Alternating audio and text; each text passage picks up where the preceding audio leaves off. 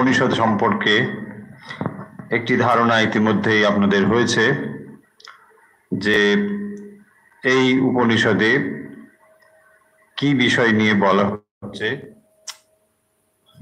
এর বক্তব্যের বিষয় কি। আমরা ইতিমধ্যে দুটি অধ্যায়, দুটি পল্লী আমরা ইতিমধ্যে পড়েছি। আমরা এখন তৃতীয় পল্লীটি পড়ব। আশা করছি আপনাদের সবার কাছে বই অথবা পিডিএফ রয়েছে। আমরা পিডিএফ আপনাদের কাছে শেয়ার করেছি, অনেকে নিশ্চয়ই পেয়েছেন।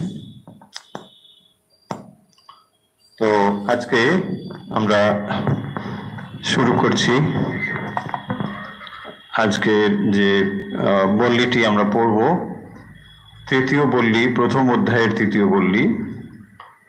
উপনিষদ এর বিষয়বস্তু হলো শব্দের মধ্যে যে অর্থ উপপূর্বক, নিপূর্বক, সদ্ধাতু, যার অর্থ হলো যে উপ হলো সন্নিকটে, নিশ্চিত রূপে যে জ্ঞান, তাই হলো উপনিষদ। এক কথায় হলো ব্রহ্মবিদ্যা। তো সেই উপনিষদ বা ব্রহ্মবিদ্যা, সেই ব্রহ্মবিদ্যা কি এবং কিভাবে তা লাভ করা যায়, এই সমস্তই হলো উপনিষদের আলোচ্য বিষয়। আমরা জানি অনেকগুলো উপনিষদ রয়েছে। সেই উপনিষদগুলোকে, কিছু কিছু উপনিষদকে বলা হয় মাইনর উপনিষদ, আর কিছু কিছুকে বলা হয় মেজর উপনিষদ। মেজর যেগুলো প্রধান উপনিষদ, তার মধ্যে কঠোপনিষদ অন্যতম। এবং এই কঠোপনিষদের যে আলোচনার স্টাইল, সেটিকে আমরা ডায়ালগ বলি।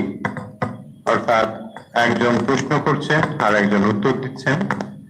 এখানে গুরু এবং শিষ্যের মধ্যে কথোপকথন চলছে। এখানে যমরাজ এবং নচিকেতার মধ্যে কথোপকথন চলছে।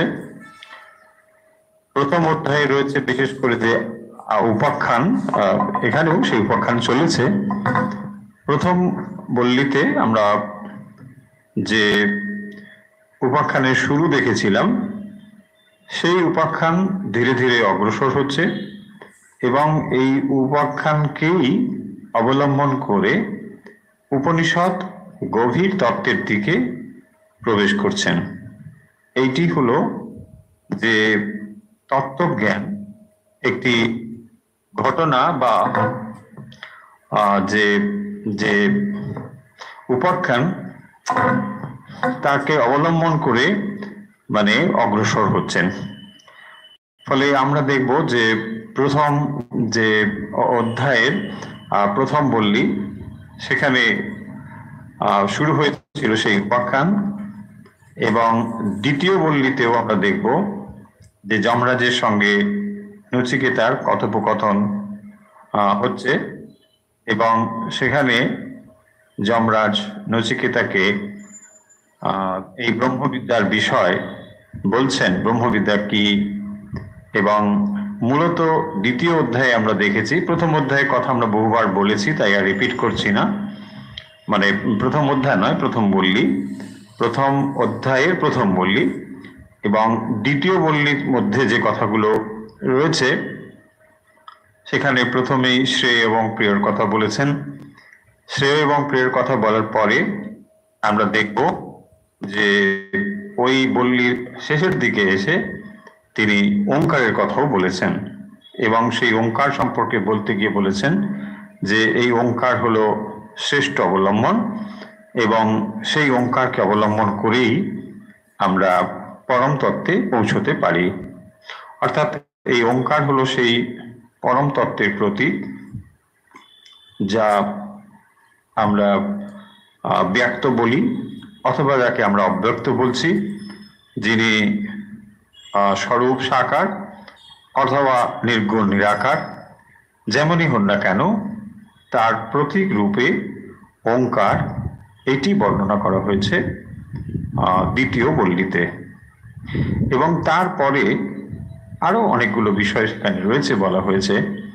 তারপরে শুরু হচ্ছে এই বল্লীটি, অর্থাৎ এই তৃতীয় বল্লী। এই বল্লীর ভেতরে আমরা দেখব যে উপনিষদের যে গভীর স্থান যেগুলো, অর্থাৎ মূল যে জ্ঞানের বিষয়, ধীরে ধীরে যেন আমরা প্রবেশ করছি, সেটি আপনারা বুঝতে পারবেন এই তৃতীয় অধ্যায় যখন আমরা আরো ভেতরে ঢুকবো।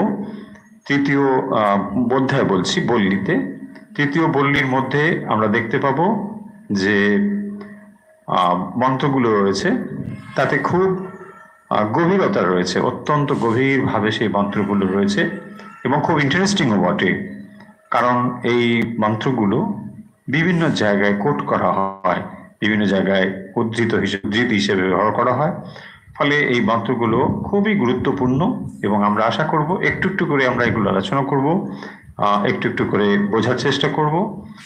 আপনারাও একটু একটু করে শুনুন এবং সেগুলোকে মনে রাখুন, তাহলে দেখবেন এর ভেতরে যে রস আছে, যে আনন্দ রয়েছে, সেটাও আপনি অনুধাবন করতে পারবেন। হাজার হাজার বছর আগে যে উপনিষদ চর্চা করা হতো, এবং আজও সেই একই রকম ভাবে উপনিষদ চর্চা করা হচ্ছে, এটি অত্যন্ত আনন্দের বিষয় যে আমরা সেই উপনিষদ এখনো পাঠ করতে পারছি। তো এই উপনিষদের যে তৃতীয় বল্লী আমরা পাঠ শুরু করব যেমন ভাবে আমরা পাঠ করতাম, অর্থাৎ প্রথমে আমরা মূল অংশটি পাঠ করব, মন্ত্র, এবং তারপর তার বাংলা অর্থ দেখব, এবং তারপর আমরা তার ব্যাখ্যাতে আসব। এইভাবেই আমরা তৃতীয় বল্লীর পাঠ শুরু করব। দেখুন, আগে মন্ত্র অংশটি দেখুন। ঋতম পিবন্তো সুকৃতস্য লোকে গুহাম প্রবিষ্টো পরমে পরার্ধে ছায়া তপো ব্রহ্মবিদো বদন্তি পঞ্চাগ্নয়ো যে চ ত্রিনাচিকেতাঃ। আবার পড়ছি, লক্ষ্য করুন। ঋতম পিবন্তো সুকৃতস্য লোকে গুহাম প্রবিষ্টো পরমে পরার্ধে ছায়া তপো ব্রহ্মবিদো বদন্তি পঞ্চাগ্নয়ো ये च ত্রিনাচিকেতাঃ। তৃতীয় বল্লীর শুরু হচ্ছে এই মন্ত্রটি দিয়ে।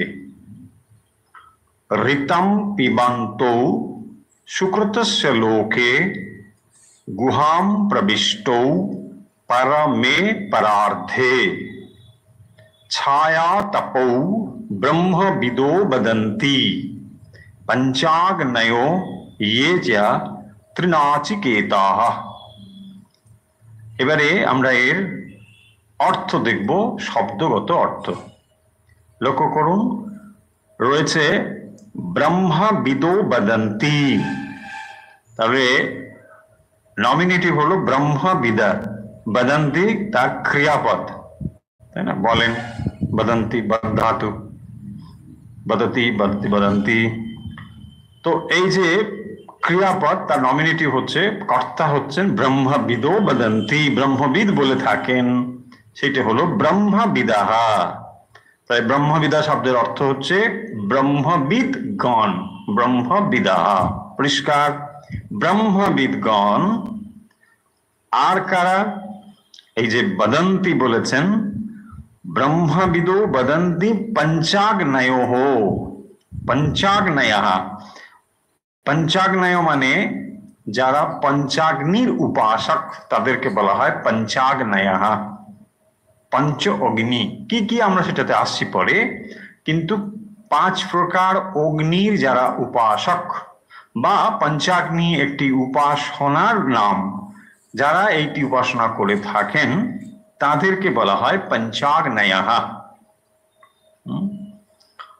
তাহলে ব্রহ্মবিদো পঞ্চাগ্নয়ঃ, বহুবচন যাচ্ছে সেই জন্য বদন্তি হয়েছে, বহুবচনের ক্রিয়াপদ বদন্তি।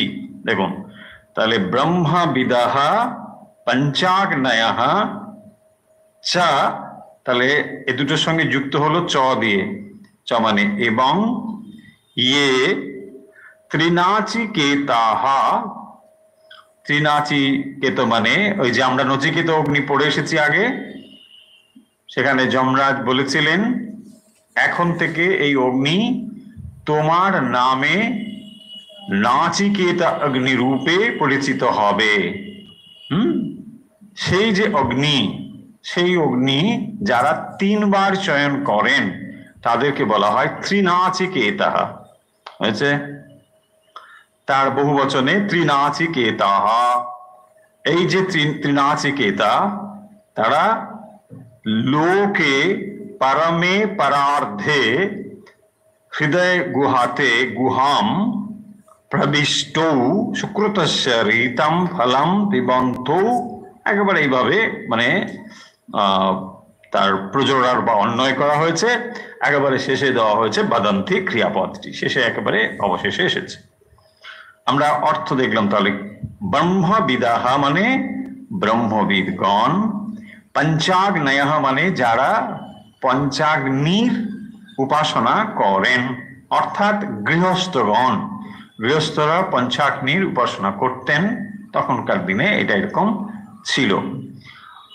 চ মানে হচ্ছে এবং, যে মানে যারা, ত্রিনাচিকেতাঃ অর্থাৎ 3 বার নাচিকেত অগ্নির আরাধনা যারা করেন, আরাধনাকারী, ত্রিনাচিকেতাঃ লোকে, লোকে শব্দের অর্থ হচ্ছে লোক্যতে ইতি লোকা, লোক্যতে মানে শরীরা, তাহলে লোকে মানে দেহে মানে শরীরে, এটা হলো লোক শব্দের একটি অর্থ।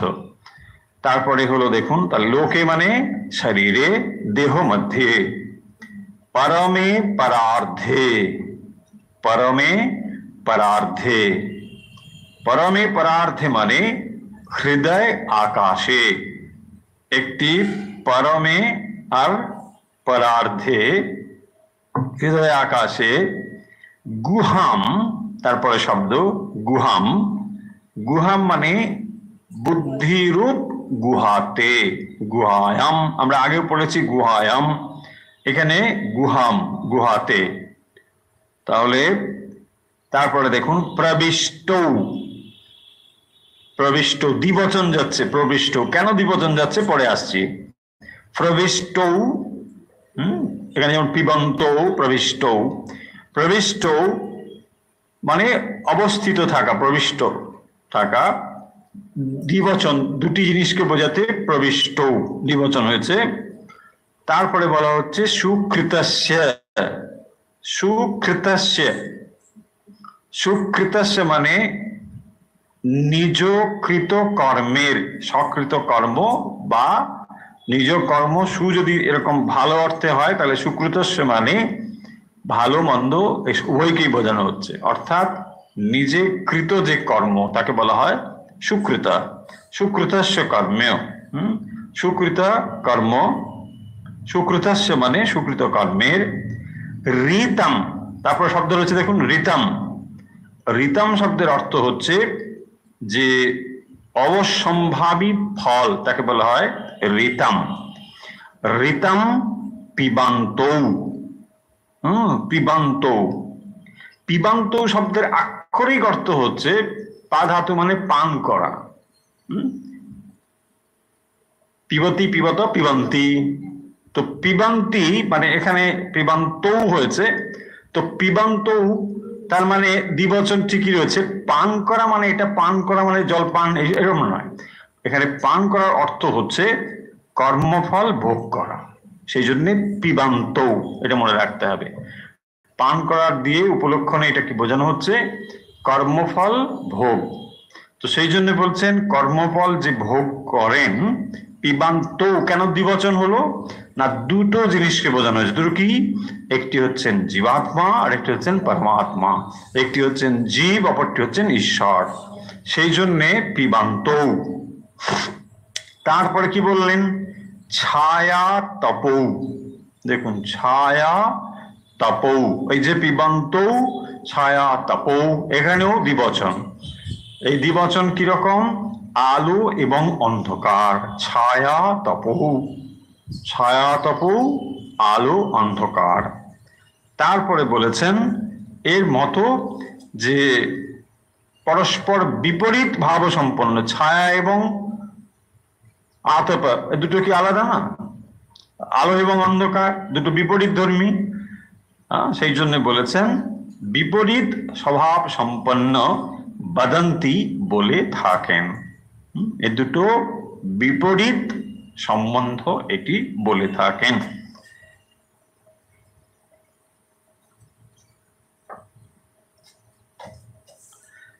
আগে শব্দগত অর্থ দেখব, তারপর আমরা কিন্তু এই সব মন্ত্রের ব্যাখ্যাতে আসব। তাহলে প্রথম দেখুন কি বলছেন, ঋতাম পিবান্ত সুকৃতস্য লোকে গুহাম প্রবিষ্ট পরমে পরার্থে।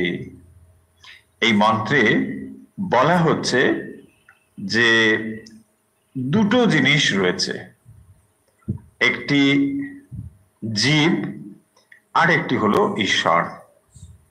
একটি হলো জীবাত্মা, অপরটি হলো পরমাত্মা। এই দুটো জিনিস কিভাবে রয়েছে? ছায়া তপৌ পিবান্ত প্রবিষ্ট, অর্থাৎ ছায়া এবং আতপের মতো, আলো এবং অন্ধকারের মতো এ দুটো একসঙ্গে রয়েছে। আবার একসঙ্গে রয়েছে ঠিকই, কিন্তু ধর্মগত দিক থেকে বিপরীত। দেখুন, এই দুটো জিনিস খুব ইন্টারেস্টিং, এই জন্যে এই দুটো শব্দ দিয়ে এখানে বোঝানো হয়েছে। আলো এবং অন্ধকারের মতো, আলো এবং অন্ধকার মানে এ দুটো কিন্তু অভিন্ন সম্বন্ধ। আলো এবং অন্ধকার, অন্ধকার ঠিক নয়, এখানে শ্যাডো, ছায়া। তাহলে light and shadow, light and shadow, শ্যাডোটা লাইটের উপরেই ডিপেন্ডেন্ট। শ্যাডোর আলাদা কোনো এক্সিস্টেন্স নেই উইদাউট লাইট, তাই না? লাইট রয়েছে, একটা বাধার জন্যই কেবল আমরা শ্যাডোটাকে দেখতে পাচ্ছি। এইটি এখানে এক্সাম্পল দিয়ে বলছেন যে দুটো কিন্তু অভিন্ন সম্বন্ধ, তার মানে এটা হচ্ছে দুজনের কাছাকাছি থাকতে হবে, অভিন্ন সম্বন্ধ, কিন্তু ধর্মগত বিপরীত, তাই না? একটা আলো, একটা অন্ধকার, একটা প্রকাশ, একটা অপ্রকাশ, একটা বিনাশ্য, একটা অবিনাশ্য, একটা ধ্বংস হয়ে যাবে, একটা ধ্বংস হবে না, একটা খণ্ড, একটা অখণ্ড। দেখুন, বিপরীত ধর্মী, অথচ কোথায় রয়েছে দুটো? খুবই কাছাকাছি, ছায়া তপ। তাহলে ভগবান কোথায় আছে না অমরনাথে আছে। হ্যাঁ, ভগবান অমরনাথেও নেই, এত দূরে যেতে হবে না। কোথায় আছে? এই যে একটু আগে বললেন, কোথায় আছে? গুহাম প্রবিষ্ট, গুহার মধ্যেই আছেন। গুহা মানে ওই অমরনাথ গুহা, তাই না? অমরনাথ গুহায় আছে। ভগবান কোথায় আছেন? হৃদয়েই আছেন। বুঝছি, এ তো শুনেছি আছেন, এটার কি আর অর্থ, তাই না? এটা তো কে না জানে, ভগবান হৃদয়ে আছে, ব্যাস, ঠিক আছে, এই ঠিক।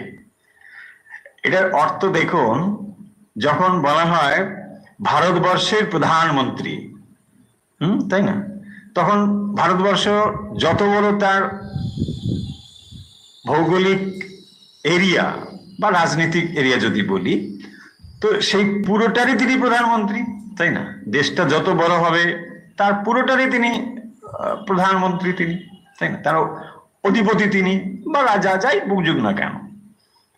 কিন্তু ওই রাজাকে পাওয়া যাবে একটা নির্দিষ্ট জায়গায়, তাই না? যদি আপনি দেখা করতে চান, দিল্লি যেতে হবে, গিয়ে দেখা করতে হবে।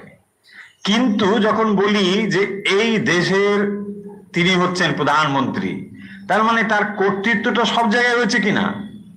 আপনি জম্মু কাশ্মীর থেকে আরম্ভ করে এদিকে কন্যাকুমারী, হ্যাঁ, ওদিকে আসাম, সব জায়গায় যদি বলা হয় এ দেশ, না নিশ্চয়ই এটা হচ্ছে এই দেশের এই প্রধানমন্ত্রী, হবে কিনা? কিন্তু তাকে দেখা করতে গেলে একটা নির্দিষ্ট জায়গায় যেতে হবে, এইটাই হচ্ছে ব্যাপার। তার মানে অল পারভেডিং, যখন বলছি ভগবান সর্বত্র বিদ্যমান, তার মানে তিনি এই যা আমরা দেখছি ইউনিভার্স, যা দেখছি যা দেখতে পাচ্ছি না, সব কিছুরই তিনি হচ্ছেন অধীশ্বর। কিন্তু তাকে অত দূরেও যেতে হবে না, তিনি সব জায়গায় মানে আপনার হৃদয়ের মধ্যেও রয়েছেন, এত কাছে আছেন, এত কাছে। বিদ্যা এবং অবিদ্যা, তিনি এত কাছে অথচ তাকে আমরা সর্বত্র খুঁজছি, যেখানে তিনি আছেন সেটি বাদ দিয়ে। দেখুন, তাহলে দিল্লি আপনি না গিয়ে আপনি কি করছেন না, প্রধানমন্ত্রী এখানে থাকতে পারে, সব জায়গায় আমরা খুঁজছি, সমস্ত অপশন গুলো চেষ্টা করে যাচ্ছে, কিন্তু যেখানে তার রাজধানী সেখানে আমি যাচ্ছি না। এটা কি? এটা হচ্ছে ওয়ার্ল্ডলি লাইফ। কোনটা ওয়ার্ল্ডলি লাইফ? যখন দিল্লি ছাড়া আর বাকি জায়গাতে আপনি খুঁজছেন, দিল্লি মানে জাস্ট এক্সাম্পল, তার মানে যেখানে তার রাজধানী, যেখানে রাজা থাকেন, ওই জায়গাটি ছাড়া যত জায়গায় আমি খুঁজছি সবগুলো ফেলিয়ার হবে কিনা? সবগুলো খুঁজছি তো, খোঁজা তো হচ্ছে, ইয়াস খুঁজছি বটেই তো, কিন্তু সমস্তগুলো ফেলিওর হবে, এটাও তো ঠিক, ফেলিওর হচ্ছেও। তাই একটাই অপশনে তাকে পাওয়া যাবে, সেটা হচ্ছে তার রাজধানী যেখানে, তাই না? দেখুন, তাহলে এই একটা স্থূল এক্সাম্পল, এটা অত সূক্ষ্ম এক্সাম্পল না, স্থূল এক্সাম্পল। সে তার ক্ষেত্রে আমরা দেখছি এক্সাম্পলের ক্ষেত্রে একটা অপশন কেবলমাত্রই সত্য, বাকিগুলো কোনোটাই আপনার সত্য হবে না। যদিও আপনি চেষ্টা করে করে যাচ্ছেন, এই চেষ্টাগুলোর নামই হচ্ছে আমাদের সমগ্র জীবন। যে চেষ্টাগুলো আমরা করে যাচ্ছি সমগ্র জীবন, জীবনের পর জীবন, সেগুলো হচ্ছে এইগুলো। আর যখনই আপনার দৃষ্টি কেবলমাত্র একটি নির্দিষ্ট দিকে ধাবিত হলো, তখনই আপনি হয়ে উঠলেন আধ্যাত্ম। এটাই বলা হয় আধ্যাত্ম জ্ঞান।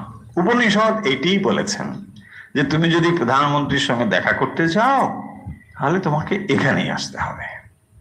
ও, প্রধানমন্ত্রী কোথায় থাকেন? হৃদয় গুহাতে থাকেন। আচ্ছা, এই হচ্ছে উপনিষদের মূল বক্তব্য বিষয়।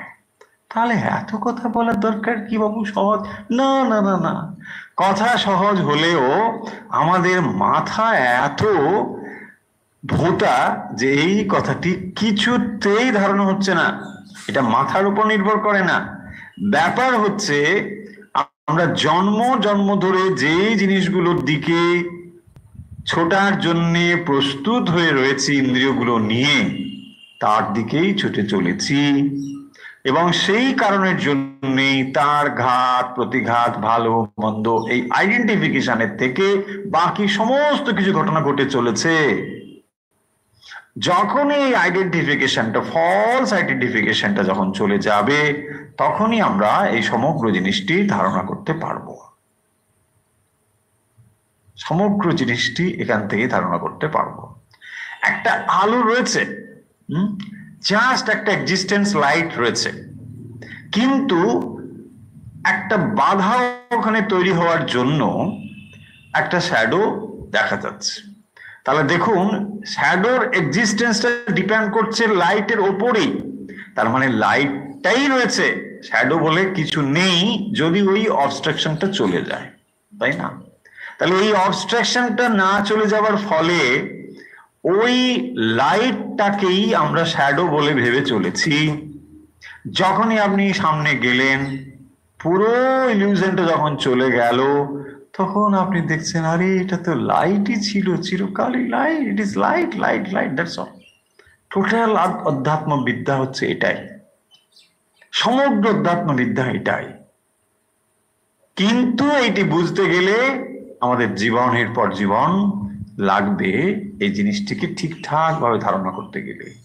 এক কথায় জিনিসটা এই, কিন্তু প্রশ্ন হবে যে কেন তাহলে এই জিনিসটা আমরা বুঝতে পারি না, কেন আমাদের মাথায় এটা ঢোকে না, কেন আমাদের মাথা কি এতটাই খারাপ?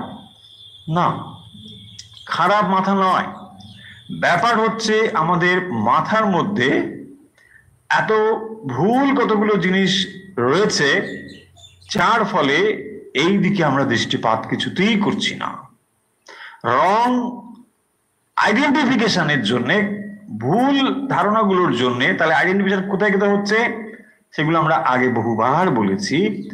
শরীর, মন এবং বুদ্ধির সঙ্গে যুক্ত হয়ে। তাহলে যিনি চৈতন্য, আমরা এই কথাগুলো বলে নিই তারপরে এর মধ্যে আসছি, তাহলে বুঝতে সুবিধা হবে যে শরীর, মন এবং বুদ্ধি, তার পেছনে চৈতন্য রয়েছেন। এই চৈতন্য আর শরীর, মন, বুদ্ধি এর মাঝখানে জন্মগ্রহণ করলো অহংকার। তো এই অহংকার জন্মগ্রহণ করার ফলে সে শরীর, মন, বুদ্ধির ভেতর দিয়ে যখন আত্মা প্রকাশিত হচ্ছেন, এই দুটোর সঙ্গে ছায়া তপ রিলেশন, কিন্তু একটার এক্সিস্টেন্স তার উপরে নির্ভর করে। যেমন জলের ঢেউ সমুদ্রের উপরে তার বুদবুদ, তাহলে জলবুদবুদ জলের থেকে পৃথক নয়।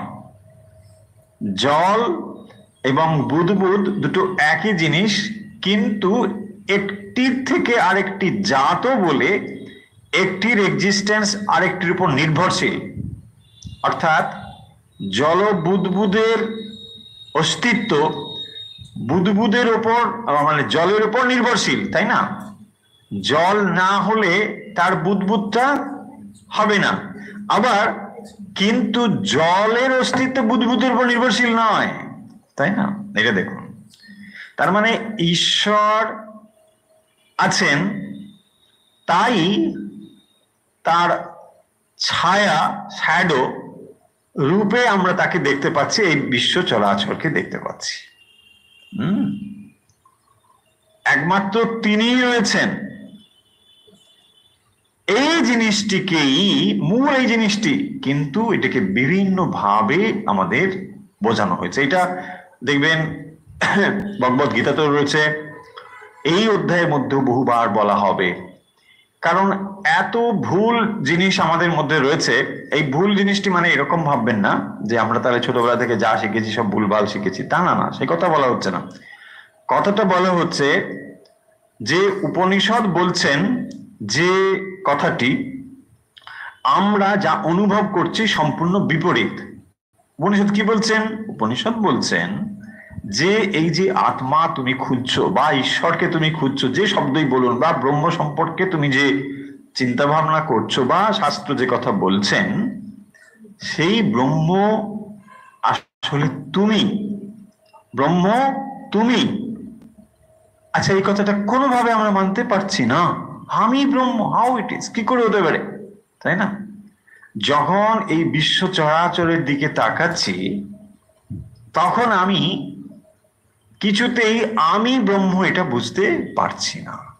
কেন বুঝতে পারছি না? তার কারণ আমি চৈতন্য হলেও, ভালো করে শুনুন, আমি চৈতন্য হলেও, আমি চৈতন্য এটা আমি অনুভব করিনি ঠিকই, কিন্তু কে অনুভব করেছে? শাস্ত্র দিয়ে কি বলছেন? তুমি চৈতন্য, রাইট? আমি চৈতন্য হওয়া সত্ত্বেও যখন আপনি এই জগৎকে দেখছেন, তখন আপনি কি করে দেখছেন?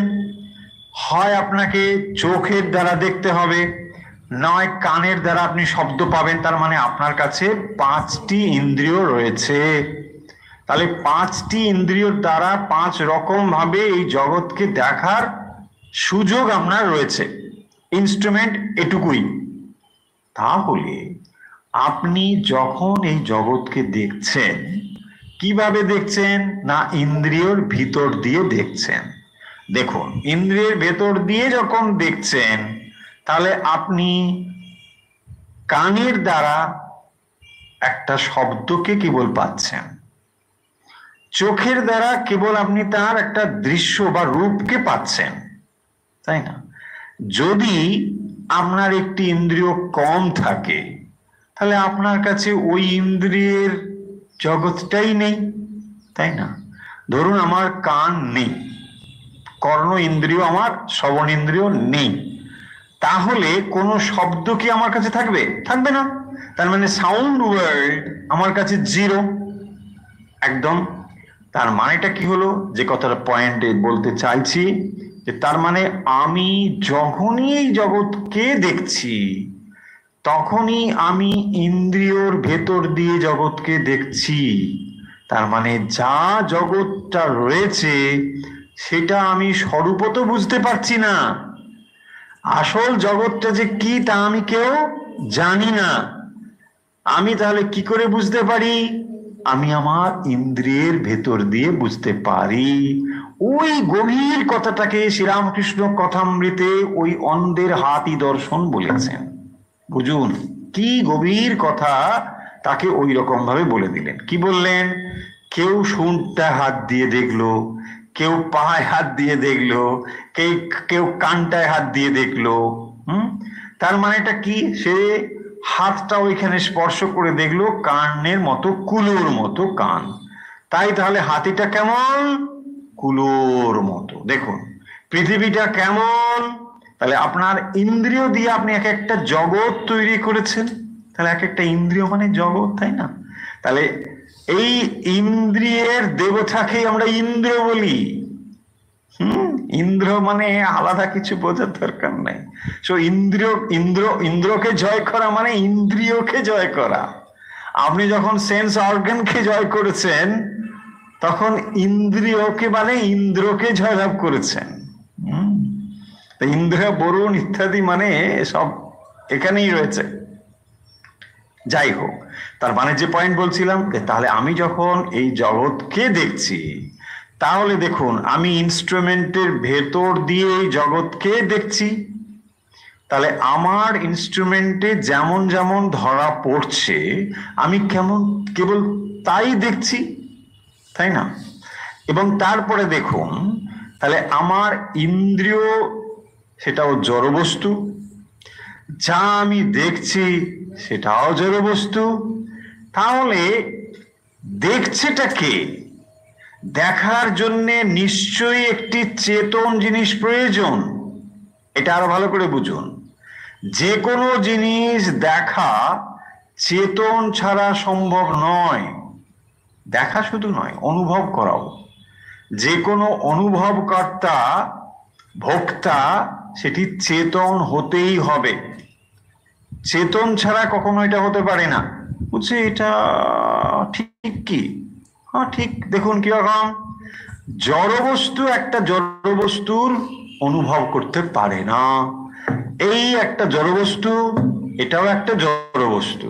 এই দুটো জড়বস্তুকে এখানে আমি ফিকশন করে একে জিজ্ঞাসা করলাম কেমন লাগলো, বুঝছে আমি কিচ্ছু জানি না। বলবে কিছু জানলো? কিছুই জানে না। দেখুন এখানে কোনো ফিল করতে পারলো এটা কিরকম বস্তু? পারবে না। কারণ জড় বস্তুর সঙ্গে জড় বস্তুর সংযোগ হলে পরে তার কোনো সেন্সেশন সে জানে না। তাহলে সেন্সেশনকে ফিল করতে গেলে একটা চৈতন্য বা কনসাসনেস দরকার হয়। এই পয়েন্টটা ক্লিয়ার হচ্ছে কি? তাহলে একটা চেতন না থাকলে কোনো কিছুকে অনুভব করতে পারে না। এবার দেখুন আপনি যাকে আমি আমি করছেন, শরীর মন বুদ্ধি, এ কোনোটাই চেতন নয়, কোনোটাই চেতন নয়, সবটাই জড়। তাহলে এই জড় বস্তুগুলোকে আপনি চেতন রূপে অনুভব করছেন কি করে? না এগুলোর পেছনে চেতন আছে বলে।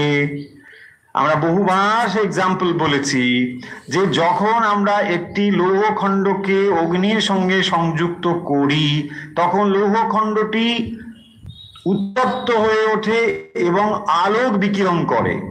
অগ্নির দুটো ধর্ম কি? একটা হলো তাপ আর একটা হলো লাইট, হিট অ্যান্ড লাইট, তাই না? তো হিট অ্যান্ড লাইট এই দুটোকে রিফ্লেক্ট করার মতো আয়রন হচ্ছে একটা অবজেক্ট, বস্তু। সেই কারণের জন্য কি হচ্ছে? ওটা হিট দেখা যাচ্ছে, at the same time light দেখা যাচ্ছে, কিন্তু এটা কি এর ধর্ম? না, এর ধর্ম নয়। দেখুন, এগুলো খুব গভীর কথা, কিন্তু এইগুলো পাতার পর পাতা লেখা রয়েছে বইতে, কিন্তু খুব সহজ করে যদি কথাগুলো একটু মাইন্ডফুলি শোনেন তাহলে বুঝে যাবেন যে কেন আমাদের এই রং নোশন গুলো হচ্ছে। এই নোশনটা বোঝার চেষ্টা করুন যে যখনই একটা লোহা আগুনের সঙ্গে সংযুক্ত হলো, তখন আগুনের গুণগুলো লোহার সঙ্গে বলে মনে হচ্ছে, তাই না? কিন্তু লোহা এমনিতে আপনি রাখুন, ঠান্ডা লাগে না? হ্যাঁ, লোহা রাখলে দেখবেন একটু হালকা ঠান্ডাই লাগে, ওটা ওরকমই, ওর ধর্মটাই ওই। কিন্তু অগ্নির সঙ্গে সংযুক্ত হওয়ার ফলে ওটা হিটেড, এখন আর হাত দেওয়ার চেষ্টা করবেন না, তাই না? অগ্নি এখন হাত দেবেন, এখন কি হচ্ছে, লাইটও দিচ্ছে, তাহলে এখন হিট প্লাস লাইট দুটো হয়েছে, যা এর কোনো কালে ধর্ম নয়। ধর্ম এটা হতেই পারে না।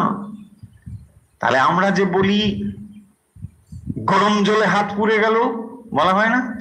বাট গরম জলে যে হাতটা পুড়লো, সেটা গরমটা কার?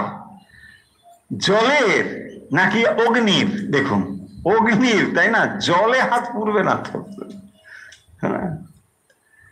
এই জিনিসটি যদি আপনি বুঝে যান তাহলে আপনি বুঝতে পারবেন এই শরীর মন বুদ্ধি যা চলছে জড় বস্তু, কিন্তু সূক্ষ্ম। জড় কিন্তু সূক্ষ্ম।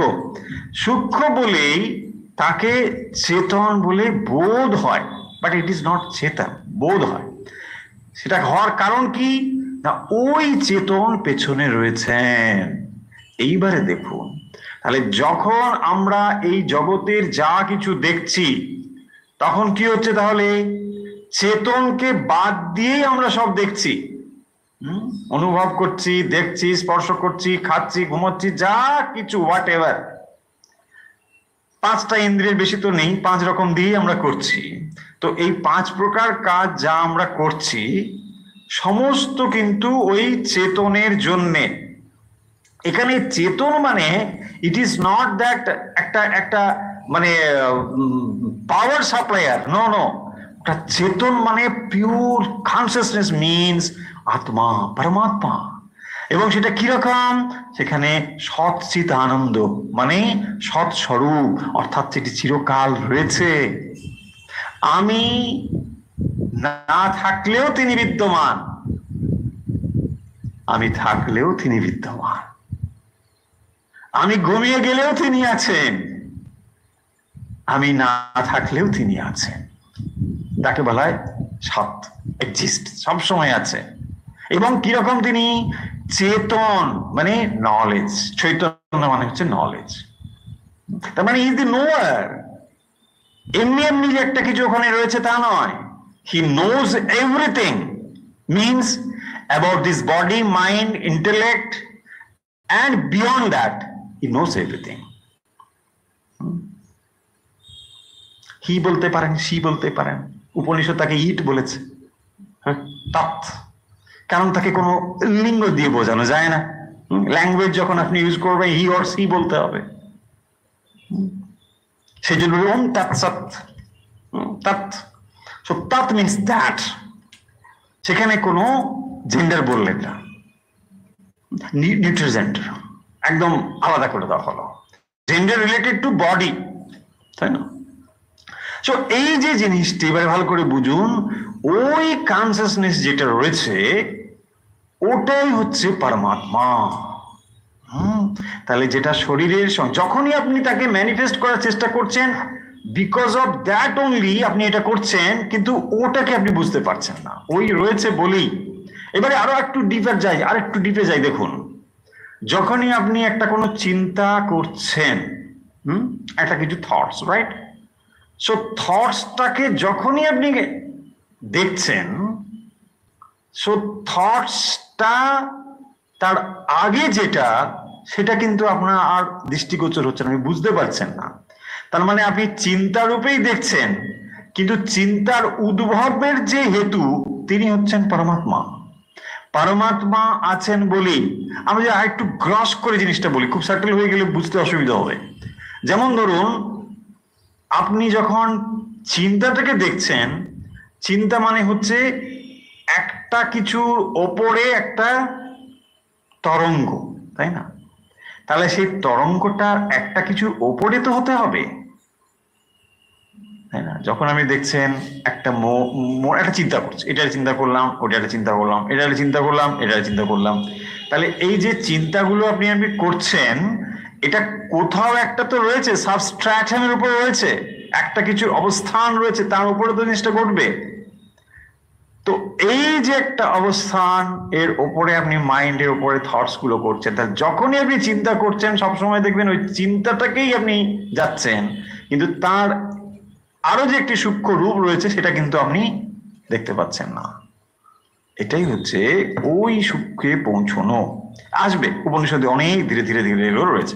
এই মন্ত্রটাকে আর কমপ্লিকেটেড করবো না, এবারে দেখুন বুঝবো, আর ধীরে ধীরে বুঝবো কি বলা হয়েছে এখানে। দুটো জিনিস এখানে বলা হয়েছে, পরিষ্কার দুটো জিনিস। অনেকগুলো জিনিস এখানে বললাম, তাহলে দুটো জিনিস হচ্ছে কি, এক জীবাত্মা এবং পরমাত্মা হচ্ছে পরিষ্কার। তাহলে এই শরীরের মধ্যে জীবাত্মা এবং পরমাত্মা রয়েছেন। তাহলে এই দুটো কথা বলার কি দরকার ছিল? জীবাত্মা রয়েছেন, পরমাত্মা রয়েছেন? নো, একটাই আছেন। বিকজ অফ ইগনোরেন্স আমরা দুটো বলে মনে করছি। যেমন লাইট আছে, লাইটই রয়েছে, কিন্তু অজ্ঞতাবশত আমরা ছায়া দেখছি। যখন লাইটটা ওখানে পৌঁছচ্ছে না, এখানে একটা কিছু দেওয়া হয়েছে, তাই আপনি কি দেখছেন? ওখানে শ্যাডো দেখতে পাচ্ছেন, ছায়া দেখতে পাচ্ছেন। আসলে কি রয়েছে? লাইটই রয়েছে, তাই না? লাইটই রয়েছে। তাহলে এখানে দুটো কেন বললেন? ইয়েস, বিকজ অফ ইগনোরেন্স অহংকার তৈরি হচ্ছে, এবং এই অহংকার তৈরি হওয়ার ফলে আমি যেন কর্তা ভোক্তা হয়েছি। তাই দেখুন, তাহলে আমি ডুয়ার, আমি কাজ করি, তাহলে আমি যদি কাজ করি, who will get the result? আমি। তাহলে আমি যখন কর্তা, আমি ভোক্তা, কিন্তু আমি কর্তা ভোক্তা দুটো হতে পারি না, বাট তবু আমি করছি। দেখুন, এইটা ভালো করে জিনিসগুলো বুঝতে হবে, তবে এই জিনিসটা আপনার মাথায় ঢুকবে, নাহলে মনে হবে এই উপনিষদের রসটা পাচ্ছি না। ইয়াস, এখানেই উপনিষদ এত কথা বলছেন যে আপনি রয়েছেন, আপনি সেই পরমাত্মা, কিন্তু অহংকার বশত, এখানে অহংকার মানে নট ইগো, যে বিরাট অহংকার, ইগো একটা আলাদা ডাইমেনশন, ওটা আলাদা জিনিস। আই কনসিয়াসনেস, আমিত্ব, এই যে আমিত্ব জিনিসটা যখনই এলো, তখন আপনি কি করছেন না, শরীর মন বুদ্ধির সঙ্গে যুক্ত হয়ে আপনি কর্তা ভোক্তা হচ্ছেন। তাহলে আসল কর্তা ভোক্তা এটার জন্যই হচ্ছে, কিন্তু তিনি কর্তা ভোক্তা নন। তার জন্যে তিনি যেমন তেমনই রয়েছেন, তিনি কর্তাও নন, তিনি ভোক্তাও নন। চৈতন্য কর্তাও নন, ভোক্তাও নন। জীব অহংকার হেতু, অহং বুদ্ধি হেতু তিনি কর্তা, তো তিনি ভোক্তা হচ্ছেন। দেখুন, তাহলে এই যে টোটালি মাইন্ডের গেম, এই জিনিসটি আপনাকে বুঝতে হবে। ওই যে মনেতেই বদ্ধ মনেতেই মুক্ত, এই জিনিসটি, তার মানে বদ্ধতা অংশটা কোথা থেকে তৈরি হয়েছে? আমার অজ্ঞতা থেকে। অজ্ঞতাবশত আমি নিজেকে কর্তা বলে ভাবছি, তার মানে আমি কর্ম করছি, তার রেজাল্ট আমি ভোক্তা, এই হলো। কিন্তু যখন আপনি এই জিনিসটি পুরো আলাদা রূপে বুঝতে পারবেন, তখন দুটো আলাদা, তখন দেখবেন যেটা ছিল ওটাই রয়েছে। সেই মুন্ডক উপনিষদে বলা হচ্ছে না, দাসু পরনাশু যজস্খায়া সমান বৃক্ষে পরিশস্যাতে বলা হয়েছে।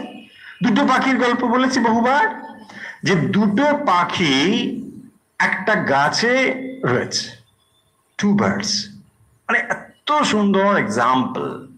সেখানে বলছেন একটা পাখি মানে নানা রকম ফল খাচ্ছে, কখনো মিষ্টি কখনো তেতো ফল খাচ্ছে, এবং যখনই তেতো ফল খাচ্ছে সে একটা করে অপশন খুঁজে উপরের দিকে আস্তে আস্তে করে এগিয়ে যাচ্ছে, এবং গিয়ে দেখছে উপরে আর একটা পাখি, সে কোনো কিছুই খাচ্ছে না, কোনো কিছুই করছে না, still she is happy or he is happy হয়েছে। তো ও তখন খুব ওখানে রয়েছে। এটাকে দিয়ে বলা হচ্ছে একটা জীবাত্মা, একটা পরমাত্মা। এবং তারপরে ওখানে গিয়ে বলছে যে আসলে দুটো কোনো পাখি বলে ছিল না, একটাই পাখি ছিল।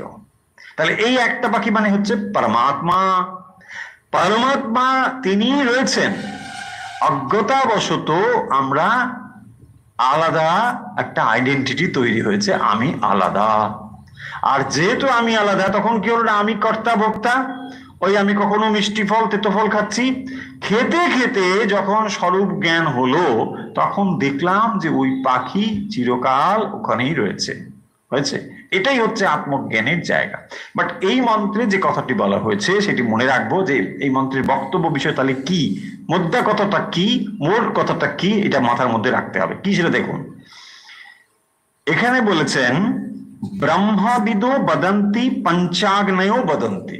ব্রহ্মবিদ পরিষ্কার শব্দ, যারা ব্রহ্ম জ্ঞান লাভ করেছেন তাকে বলা হয় ব্রহ্মবিদ, বা যারা ব্রহ্ম জ্ঞান লাভে সচেষ্ট তারাও ব্রহ্মবিদ। ব্রহ্মবিদ অনেক রকম ক্লাসিফিকেশন রয়েছে, এই এখন সেই তর্কে যাচ্ছি না বা সেই কথার মধ্যে যাচ্ছি না। তাহলে ব্রহ্মবিদ হলো এই। আচ্ছা, পঞ্চাগ্নয় কি? পঞ্চাগ্নয় আমরা বলেছিলাম প্রথমে যে পঞ্চাগ্নির কথা আমরা বলবো। পঞ্চাগ্ন শব্দের অর্থ একসঙ্গে বললে গার্হস্থ যারা, মানে যারা গৃহী, তাদেরকে বোঝানো হয়েছে। এখানে 5 রকমের অগ্নির নাম রয়েছে, একটু যদি নোট করে নিতে পারেন নোট করতে পারেন, কোনো অসুবিধা নেই। তো 5 রকম অগ্নি মানে কি কি? গার্হপত্য, গার্হপত্য, গার্হপত্য মানে গৃহপতি গার্হপত্য, অর্থাৎ একরকম অগ্নি যেটা গৃহতে রাখা হয়, গার্হপত্য। তারপরে হচ্ছে আহ্বনীয়। আহ্বনীয় মানে যখন যাগযজ্ঞদি করা হয় তখন ওই অগ্নির প্রয়োজন হয়, আবাহন করা হয়। আহ্বনীয়, আহ্বনীয় মানে ওই এর সময়, যজ্ঞের সময় লাগে আহ্বনীয়। আর একটি অগ্নি, তার নাম হলো দক্ষিণাগ্নি। দক্ষিণাগ্নি যিনি মঙ্গলদায়ক যে অগ্নি, দক্ষিণ দিকে তাকে রাখা হয়। তো এই হচ্ছে আরেক রকম অগ্নি। আরেকটি অগ্নির নাম হচ্ছে সভ্য অগ্নি। সভা, সভ্য অর্থাৎ সভাতে যে অগ্নি সাক্ষী রূপে থাকেন তাকে বলা হয় সভ্য অগ্নি। আর একটি হচ্ছে আবহত্য। আরেকটি হচ্ছে আবহত্য অগ্নি। আবহত্য স্পেলিংটা বলে দিই, নাহলে লিখতে অসুবিধা হবে। আবসত্য, একটি হলো আ ব দন্তস থয় ফলা, আবসত্য। আবসত্য, আবসত্য কথার অর্থ হচ্ছে গৃহ, সোজা কথা। তো গৃহতে এইরকম 5 রকমের অগ্নি নানা রকম কাজে ব্যবহার করা হতো।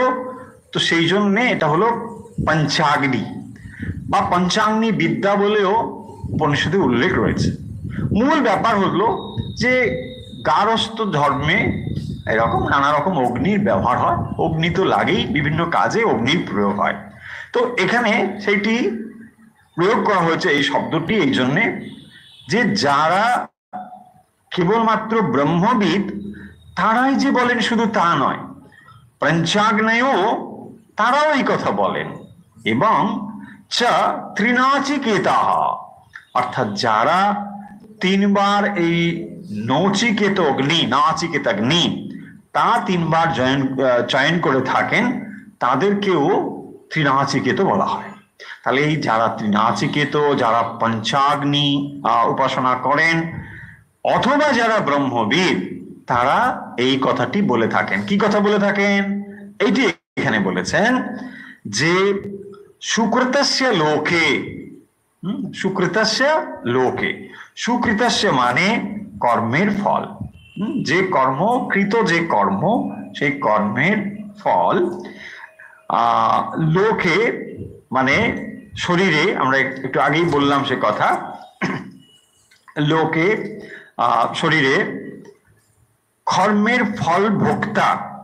কর্মের ফল ভোক্তা কিরকম না, সুকৃতস্য লোকে ঋতং পিবান্ত।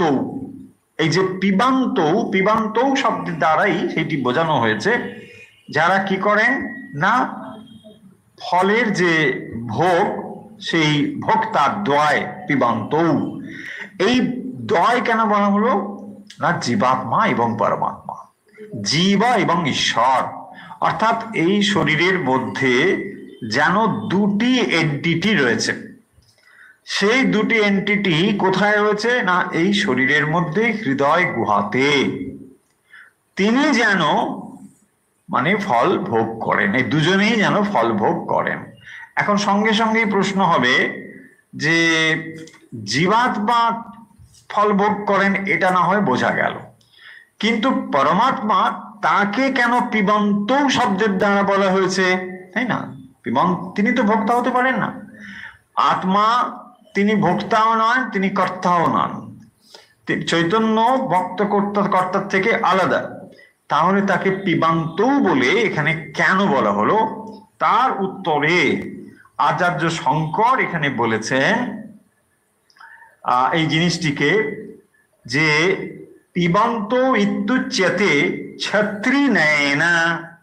এটি শঙ্কর ভাষ্যে আচার্য শঙ্কর উল্লেখ করছেন, পিবান্ত ইতি উচ্যতে ছত্রী নয়না।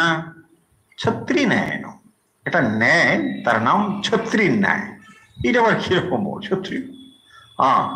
ছত্রী ন্যায় মানে যখন একজন ধরুন মানে ছাতা, বা বেশ কয়েকজন লোকের মাথায় ছাতা, আর কিছু লোকের মাথায় ছাতা নেই, তো তখন আপনি বলার সময় কি বলছেন? না, ওই যে ছাতাওয়ালা লোকগুলো সব যাচ্ছিল না, ও আচ্ছা। দেখুন, অনেকের মাথায় ছাতা নেই, কিন্তু আপনি বলার সময় বলছেন সবাইকে ছাতাওয়ালা বলে দিয়েছেন। মানে ছাতা জোরে, ছাতাওয়ালা মানে আলাদা অর্থ হয়ে যাবে। যারা ছাতা যুক্ত, হ্যাঁ, সেটাই হচ্ছে ছত্রী। দোজ আর হ্যাভিং ছত্র, ছত্রী ন্যায় এখানে, মানে এটার সঙ্গে এটা আছে। আর একটা এক্সাম্পল, মানে মডার্ন এক্সাম্পল দেখুন। এখন দুজন লোক হয়তো ওখানে বসে আছে পাশাপাশি, একজন চা খাচ্ছে আর একজন চা খাচ্ছে না। তো আপনি দূর থেকে ওই দেখো ওরা চা খাচ্ছে, বুঝছেন না? একজনই চা খাচ্ছে আর একজন এমনি বসে আছে, তাই না? কিন্তু আপনি বলার সময় বলছো ওই দেখো ওরা চা খাচ্ছে, হ্যাঁ, বলছেন কি না? এই যে বাক্যটা প্রয়োগ করি, তার মানে সংযোগ হওয়ার ফলে একেরটা আর একজনের সঙ্গে যুক্ত করে, যেমন আমরা বলি, এক্স্যাক্টলি বলছেন পিবান্ত শব্দটা এই জন্য বলছেন, তিনি অ্যাকচুয়ালি ভোগ করেন না, কিন্তু এখানে উপনিষদ এইটিকে এইভাবে প্রয়োগ করেছেন। পরিষ্কার হয়েছে? এই তাহলে হলো ঋতাম পিবান্ত সুকৃতস্য লোকে। সুকৃতস্য কথার অর্থ তাহলে কি হলো না, হ্যাঁ, ঋতম হচ্ছে কর্মফল, এবং সেই কর্মফলের যে সুকৃতস্য মানে নিজ কৃত যে কর্মফল, সেই কর্মফলের পিবান্ত মানে দুই ভোক্তা এই দেহের মধ্যে, এই দেহে পরমে পরার্ধে, শ্রেষ্ঠ পরার্ধে মানে ব্রহ্ম উপলব্ধি স্থান হৃদয় গুহায় প্রবিষ্ট জীবাত্মা এবং পরমাত্মা ছায়া তপৌ। ছায়া তপৌ, একটু আগে আমরা বললাম যে আলো এবং ছায়ার মতো যেটি অবস্থান করছেন, এটা কে বলছেন? ব্রহ্মবিদ। আর কে বলছেন? পঞ্চাগ্নয়। আর কে বলছেন? ত্রিনাচিকেতা। তো ত্রিনাচিকেতা প্লাস এই, এরা সবাই বলে থাকেন এই কথাটি। কি বলে থাকেন? তাহলে জীবাত্মা এবং পরমাত্মা হৃদয় গুহাতে অবস্থান করছেন এবং নিজকৃত যে কর্ম, সেই কর্মের ফল তারা ভোগ করছেন। পরিষ্কার হয়েছে? ঋতাম পিবন্ত সুকৃতস্য লোকে গুহাম প্রবিষ্ট পরমে পরার্থে। এখানে দুটো শব্দ রয়েছে, দেখুন, ঋতাম পিবন্ত, তাই না? ঋতাম পিবন্ত, ঋতম কর্মফলম, কিন্তু আরেকটাও রয়েছে সত্যম। উপনিষদে ঋতম এবং সত্যম খুবই কাছাকাছি অর্থ, কিন্তু তফাৎ রয়েছে। ঋতম শব্দের অর্থ হচ্ছে যে অবশ্যম্ভাবী, ঋতম শব্দের অর্থ অবশ্যম্ভাবী যে কর্মফল, কিন্তু এই কর্মফলের যে বৈশিষ্ট্য সেটা হচ্ছে অনিত্য এবং বিনাশী। কোনটা? ঋতম। ঋতমের অবশ্যম্ভাবী ফল, সেই ফলটি হবে অনিত্য এবং বিনাশী। অনিত্য এবং বিনাশী। আর সত্যেরটা হবে উল্টো। সত্যম হচ্ছে অবশ্যম্ভাবী, কিন্তু সেটা হবে নিত্য অবিনাশী। সত্যম হলো নিত্য এবং অবিনাশী। সত্যম, তাহলে ঋতম এবং সত্যম এই দুই শব্দের এই হলো তফাৎ। এখানে কি বলছে তা দেখুন না, ঋতম পিবন্ত সুকৃতস্য লোকে গুহাম প্রবিষ্ট পরমে পরার্থে।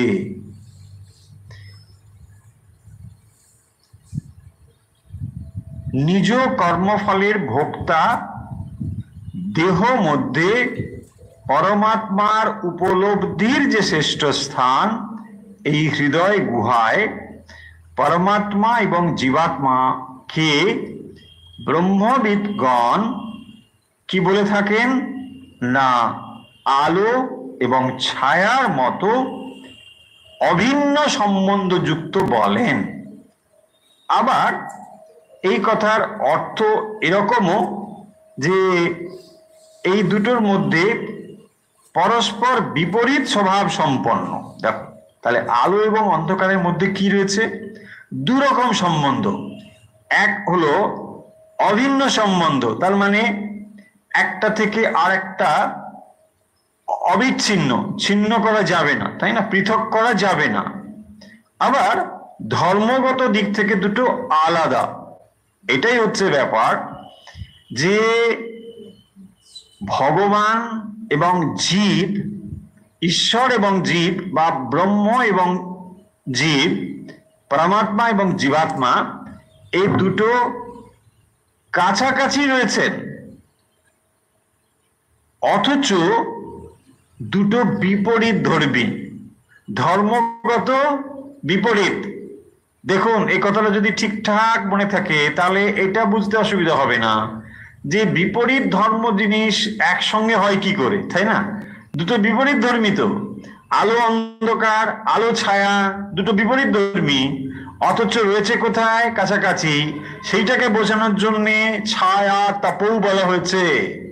ছায়া তপ এই দুটো জিনিসের মধ্যে এই জিনিসটি রয়েছে, একটির অবস্থান আর একটির উপর নির্ভর করে, একটির এক্সিস্টেন্স আর একটির উপর নির্ভর করে। যেমন সমুদ্রের ঢেউ সমুদ্রের জলরাশির উপর নির্ভর করে, কিন্তু ঢেউ অবস্থান জলের উপর নির্ভর করলেও জলের অবস্থান সমুদ্রের উপর, ঢেউর উপর নির্ভর করে না। সেই জন্য কি বলেছেন শ্রীরামকৃষ্ণ? ঢেউ মানে বলছেন সমুদ্রের তরঙ্গ তরঙ্গের সমুদ্র নয়। দেখুন কি মানে অদ্ভুত সব কথা বলে দিয়েছেন শ্রীরামকৃষ্ণ, না? এই শাস্ত্রীয় কথা সবই বলেছেন, কিন্তু তিনি অন্যরকম বলেছেন, এই সব সংস্কৃত করে বলেননি। তাই আমাদের মনে হয় ঠিক আছে, লোকটা বেশ সহজ সরল, সংস্কৃত সংস্কৃত বোঝে না, ঠিকই আছে, ভালো চলো। একদম একটু এদিক ওদিক হবে না, পুরো এই কথাটা বলেছেন। সমুদ্র মানে দেখুন, যারা বলেন ঈশ্বর কোথায়, এবারে দেখুন তাহলে যখনই আপনি ছায়ার দিকে তাকিয়ে রয়েছেন তাহলে তখন আপনি বলছেন আলো কোথায়, আলো কোথায়? আরে দৃষ্টি দাও আলোর দিকে, দেখতে পাবে ছায়া কোথায়, ছায়া কোথায়, কিনা, তাই না? তাহলে ভগবানকে দৃষ্টি দিতে পারছো না বলে তাই তুমি কি দেখছো? ছায়া দেখছো। দেখুন আলো যখন দেখছি তখন কি ছায়া দেখছি? দেখছি না। আর যখন আমি ছায়ার দিকে দৃষ্টিপাত করেছি সেই জন্য আমি আলো দেখছি না, এবং ছায়ার কোনো এক্সিস্টেন্সই নেই, ছায়ার কোনো এক্সিস্টেন্সই নেই। আলো ছাড়া ছায়ার কোনো অস্তিত্ব রয়েছে? কোনো অস্তিত্ব নেই। তাহলে এই যে আমরা বলি ঈশ্বর কোথায়, দেখাও, ঈশ্বর নেই, এই ছায়া দেখেই আমরা বলছি। তাহলে এই যে হোল ক্রিয়েশন বা যা এক্সিস্টেন্স বলছি, সেই পরম তত্ত্বের পরম ব্রহ্মেরই ছায়া। দেখুন, ছায়াতেই এত, তাহলে কি? এই যে বিশ্ব ব্রহ্মাণ্ড আমরা বলছি, হ্যাঁ, এইরকম কোটি ব্রহ্মাণ্ড রয়েছে, একটি আধটি নয়। এই ব্রহ্মাণ্ডের মধ্যে আবার কি রয়েছে? চতুর্দশ ভুবন, চতুর্দশ, 7 উপরে 7 নিচে, তলাতল, বিথল, সুতল, রসাতল, এসব নিচের দিকে রয়েছে। ভূর্ভুবঃ স্বঃ মহাজন তপসত্ব উপরের দিকে রয়েছে। এবারে ধরে নিন এই সমস্ত গুলো মিলে একটা, এইরকম কত রয়েছে। হ্যাঁ, সেইগুলোর তিনি হচ্ছেন অধিপতি, তিনি হচ্ছেন ব্রহ্ম, তিনি হচ্ছেন ঈশ্বর। সেই চৈতন্যের রিফ্লেকশন এই শরীর মনের ভেতর দিয়ে কাজ করছে। তার শুধু একটা রিফ্লেকশনের জন্য এই শরীর মনটাকে এরকম ইলুমিন দেখাচ্ছে।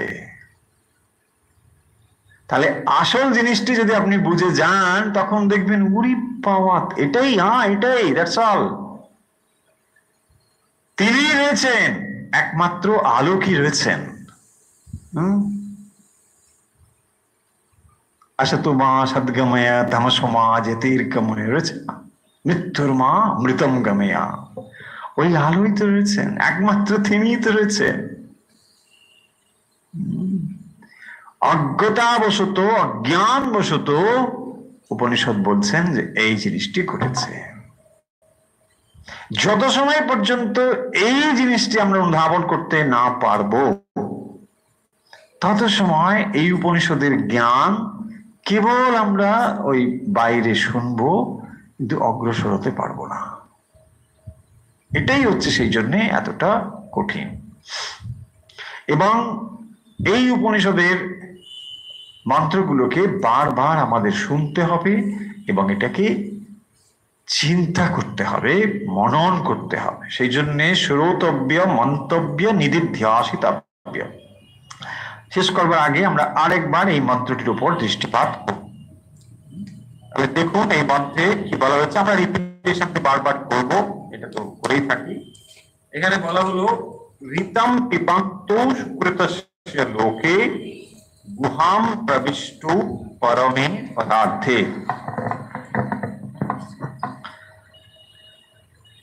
ছায়া তপো ব্রহ্মবিদো বদন্তি পঞ্চাগ্নयो ये च त्रिनाचिकेताः। শেষের যে দুটো লাইন, সেখানে কি বলা হলো না, ব্রহ্মবিদ পঞ্চাগ্নয়া ত্রিনাচিকেতাः বদন্তি। এরা বলে থাকেন, কারা বলে থাকেন না, ব্রহ্মবিদ, পঞ্চাগ্নয়ः এবং ত্রিনাচিকেতা।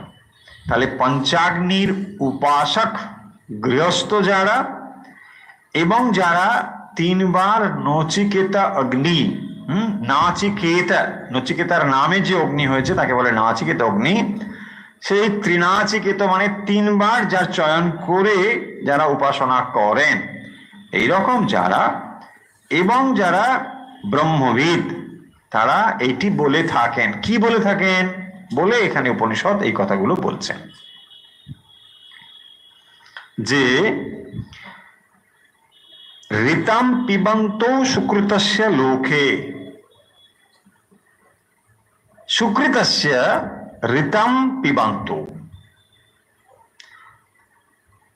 সকৃত যে কর্ম, ভালো মন্দ যা কর্ম, সমস্ত কর্মের ফল ঋতম, সেইটি পিবন্ত উভয়ই গ্রহণ করে থাকেন বা উভয়ই ভোগ করে থাকেন, দুজনে। কোন দুজনে? জীবাত্মা এবং পরমাত্মা। কেন দ্বিবচন ব্যবহার করা হয়েছে সেটা আমরা বলে দিয়েছি। কারণ জীবাত্মাই কর্তা, তো সেই জন্য তিনি হচ্ছেন ভোক্তা। কারণ জীবাত্মার কর্তৃত্ব রয়েছে। আমরা এই কথাটা বহুবার বলেছি। যখনই কর্তৃত্ব রয়েছে, তাহলে কর্তৃত্ব দ্বারা আমরা যে কর্মটি সম্পন্ন করছি সেই কর্মের ফল কর্তার কাছেই যাবে। যদি ডুয়ারশিপ না থাকে তাহলে রেজাল্ট আপনি আশা করতে পারেন কি? হতে পারে না। তার মানে কর্তৃত্ব না থাকলে কর্মফল আসবে না, তাই না? তাহলে প্রত্যেক কর্মে কি রয়েছে? কর্তৃত্ব রয়েছে। I am the doer, I am the doer. If I am the doer, result আসবে আমার কাছে। এবারে দেখুন এখান থেকে মিলিয়ে নিন। তাহলে ভক্তিতে কি বলে? ভক্তিতে এই জিনিসটিকে কিভাবে দেখাচ্ছে দেখুন। যখন আপনি ভগবানের পুজো করছেন বা ভগবানকে আপনি নিবেদন করছেন, তখন ডুয়ারশিপটা আপনি ট্রান্সফার করে দিচ্ছেন। নো প্রভু, আমি কেউ নয়, তুমি সব। দেখুন এটা হচ্ছে কিনা? তাহলে এইটি যখন আপনি বলেন প্রভু তোমারই সব, তোমারই সব, তার মানে আই এম নাথিং। এই যে আই এম নাথিং, এটা হওয়ার চেষ্টা করছেন থ্রু ডিভোশন হচ্ছে। তার ফলে কি হবে? আপনি আর তখন ডুয়ার থাকছেন না। আপনি যদি ডুয়ার না হন তাহলে কর্মফল ভোক্তা আপনিও নন। You will be totally free. হয়ে গেল। ওটাই একই জিনিস আমরা কর্মেও দেখতে পাবো। সেখানে কি বলা হয়েছে? নিষ্কাম কর্ম। তার মানে perform without any expectation of result. So তার মানে কি করতে হবে? আপনি কাজ করছেন নট এক্সপেক্টিং এনি রেজাল্ট। কোনো কাজ আমি ফল চাই না। তার মানেটা কি? তার মানে আমি এটা হয় ভগবানের জন্য করছি, নয় সবার জন্য করছি। তাহলে আমি যদি ভগবানের জন্য করছি তাহলে কি হবে? ধীরে ধীরে আমি তাহলে আর ডুয়ার হচ্ছি না। যেমন শ্রীরামকৃষ্ণ বলছেন প্রভুর জন্য আমি করছি। সো আমি কি কর্তা? না, প্রভু হচ্ছেন কর্তা। আমি প্রভুর হয়ে করি। দেখুন এটাই রয়েছে। তাহলে প্রত্যেকটি রিলেশন রয়েছে এই সমস্ত নলেজের সঙ্গে একই রকম ভাবে। কেবল খালি বুঝে নিলেই হলো। আন্ডারস্ট্যান্ডিংটা আমাদের ক্লিয়ার হওয়া চাই যে কিভাবে ভক্তিযোগ কাজ করছে, কিভাবে কর্মযোগ কাজ করছে এবং কিভাবে অন্যান্য যোগগুলো কাজ করছে। একই নলেজ কিন্তু তার দিকগুলো আলাদা, এইভাবে কাজ করছে। এই জিনিসগুলোর সঙ্গে সুসম্পর্ক যদি না বুঝি তাহলে মনে হবে উপনিষদ খালি কিছু কি বলে, ঘন্টা কিছু বুঝি না, এরকম মনে হবে। বাট ঘন্টা নয়, এটার সঙ্গে ঘন্টা কাঁসর সবই রয়েছে, কেবল বুঝে নিতে হবে। সেই জন্য এই জিনিসগুলো খুব জরুরি। তো এখানে এই ব্যাপারগুলো হচ্ছে। তাহলে কি বলা হলো? ছায়া তপো ব্রহ্মা বিদো বদন্তি, ছায়া তপো, এই রিলেশনটা এখানে বলেছেন। তাহলে এখানে দুটো জিনিস, এক জীবাত্মা এবং পরমাত্মা প্রথম। দ্বিতীয়, তারা কোথায় রয়েছেন? না পরমে পরার্থে। হ্যাঁ, পরমে পরার্থে। তার মানে এই হৃদয়ে গুহাতেই তারা রয়েছেন।